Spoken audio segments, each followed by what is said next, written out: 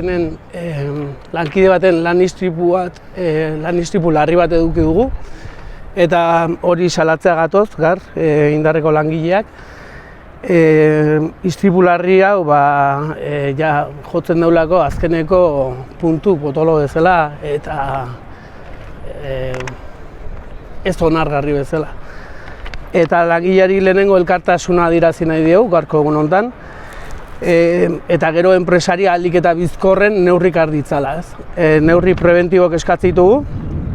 Eta esateare bai denbora daramadagula, prebentzio alorrean indarrek duen jarrera salatzen.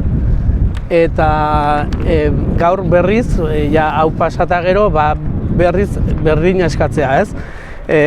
Azken gertakari honek tamalez, bertan ekoizten izan makina batekin deskarga elektriko bat jasozon lankide honek eta bizia galdu du, ez? Eta ikusten deuna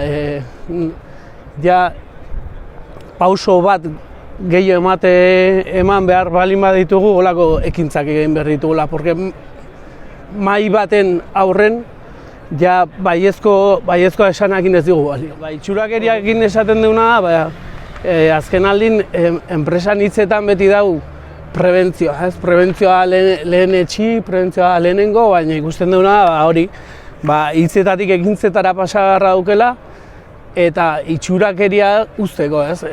Hainbat gauzatan bai gustatzen zaio prebentzioa, betaurrekoak, epiak eta gauza asko, baino ikusten duguna alor potentetan eskua sartu garra dukela. Gu garbi esan dio enpresai, gar bildu gabe egin, eta esan diona neurrik har dizala.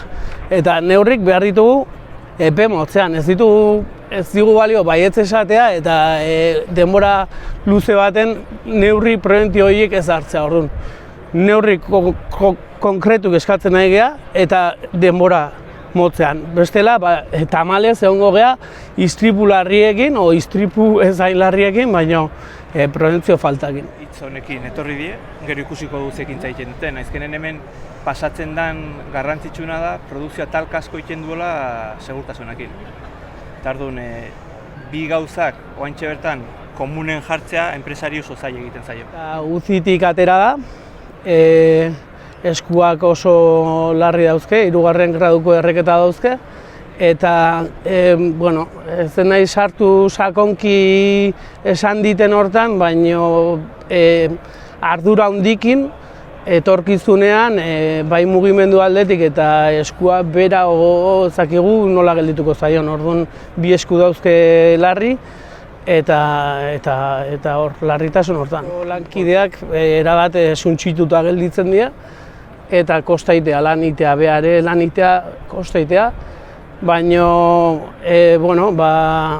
evoluzio hortan positiboki ikusten dugu eta espero dugu ahalik eta bizkorren gurekin lanen egotea lankidea eta hori animok pixka flojo eta urduri.